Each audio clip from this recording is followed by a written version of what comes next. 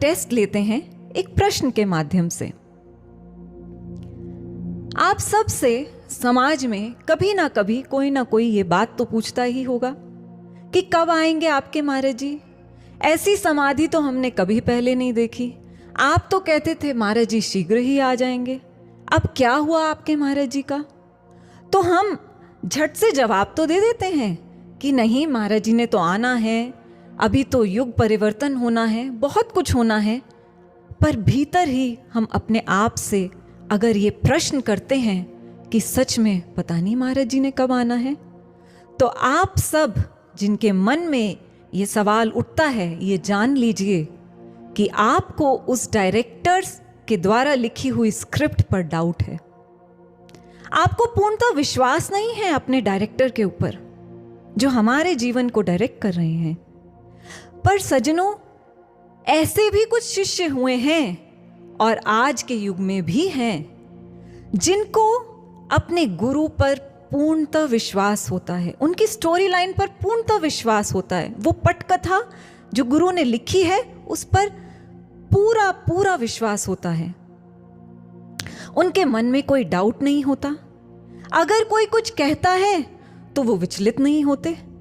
ऐसे भी शिष्य हुए हैं और ऐसी ही शिष्या थी स्वामी विवेकानंद जी की, जिनका नाम था Margaret Noble. Margaret Noble Ireland की रहने वाली थी, जिनको स्वामी विवेकानंद ने दीक्षित किया और उनका नाम रखा सिस्टर निवेदिता। निवेदिता यानी द डेडिकेटेड वन, जिसने अपने आप को पूर्णतः समर्पित कर दिया हो, निवेदित कर दिया हो। ऐसी शिष्या थी स्वामी विवेकानंद जी की। विवेकानंद जी ने पहले ही निवेदिता को भारत आने से पहले ही कह दिया था कि बहुत विषम परिस्थितियां होंगी, बहुत चैलेंजेस होंगे, तुम्हें लोगों के बहुत ताने सुनने पड़ेंगे और आसान नहीं होगा भारत में काम करना। Still you are most welcome to India. और निवेदिता भारत आई भी। आप जानते हैं, आयरलैंड जो एक ठंडा प्रदेश है, वहां से आकर बंगाल की गर्मी झेलना कितना मुश्किल होगा सिस्टर निवेदिता के लिए। उनके पूरे शरीर पर घमौरियां हो जाती, पर कभी भी उनके मुख पर शिकन नहीं आई। स्वामी विवेकानंद जी ने उनको भारत की बेटियों को पढ़ाने की सेवा दी थी। सिस्टर निवेदिता द्वार द्वार जाती और माता पिता, जो कन्याओं के माता पिता थे, उनको प्रेरित करती कि वो अपनी कन्याओं को पढ़ाई के लिए भेजें, क्योंकि उस समय आज से 100-125 साल पहले लोगों को बहुत संकोच होता था बेटियों को पढ़ाने के लिए। जब लोगों को ये पता चलता कि सिस्टर निवेदिता आ रही हैं और उनके आने का प्रयोजन क्या है, वो उनके मुंह पर दरवाजा पटक देते। पर कभी भी निवेदिता हताश नहीं हुई, कभी भी मायूस नहीं हुई, उत्साहहीन नहीं हुई, हमेशा उत्साहित रही। क्यों? क्योंकि उनको उस स्क्रिप्ट पर भरोसा था जो उनके गुरु ने लिखी है। एक बार क्या हुआ, निवेदिता अपने स्टूडेंट्स को माता काली के मंदिर में ले गई। सभी को टेंपल में जाने की आज्ञा मिल गई, केवल निवेदिता को नहीं। क्यों? क्योंकि निवेदिता को हीन भाव से देखा जाता था। उनको बाहर खड़ा कर दिया गया। निवेदिता दोनों हाथ जोड़कर भावों से प्रार्थना करने लग गई। और जब उनके सभी स्टूडेंट्स बाहर आए, उन्होंने उन भावों से ओतप्रोत अपनी टीचर को देखा, तो उनके स्टूडेंट्स ने कहा कि अगर मंदिर में जाने का के हकदार कोई था तो वो थी उनकी टीचर सिस्टर निवेदिता। स्वामी विवेकानंद चाहते थे कि निवेदिता भारत को समझे, भारत के आदर्शों को समझे, संस्कारों को समझे, और निवेदिता ने ऐसे ही किया। इसका प्रमाण उनकी समाधि स्थल पर लिखी हुई ये लाइन बताती है, जिसमें लिखा है, Here reposes Sister Nivedita, who gave her all to India.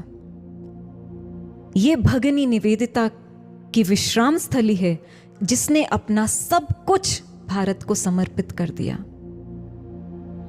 आप जानते हैं ऐसा क्यों हो पाया?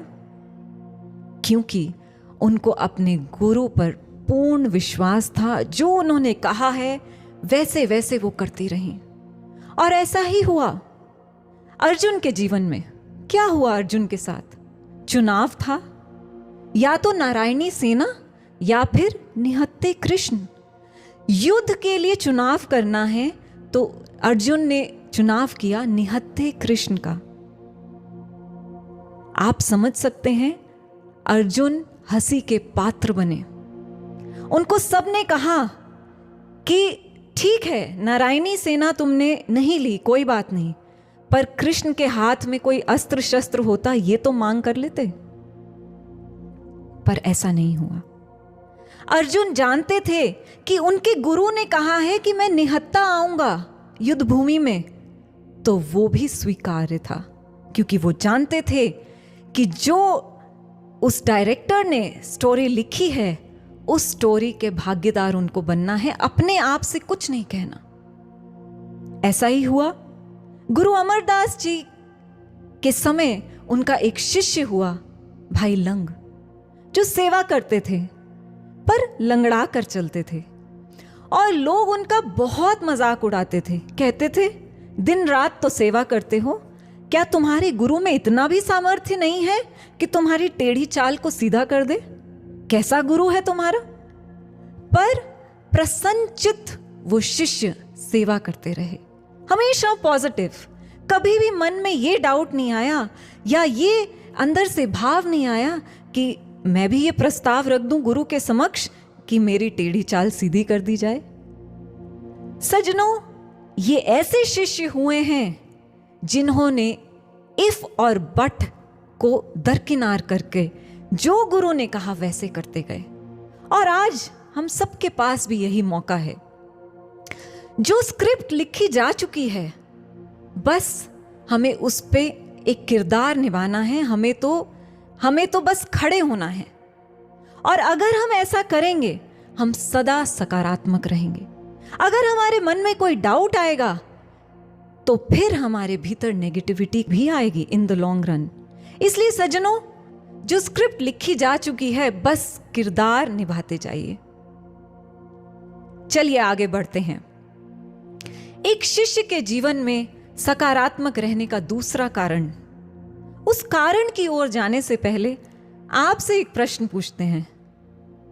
अच्छा बताइए, ऐसा कौन सा खेल है, बहुत से खेल हम देखते भी हैं, ऐसा कौन सा खेल है जिस खेल में पहले ही पता हो कि जीत सुनिश्चित है?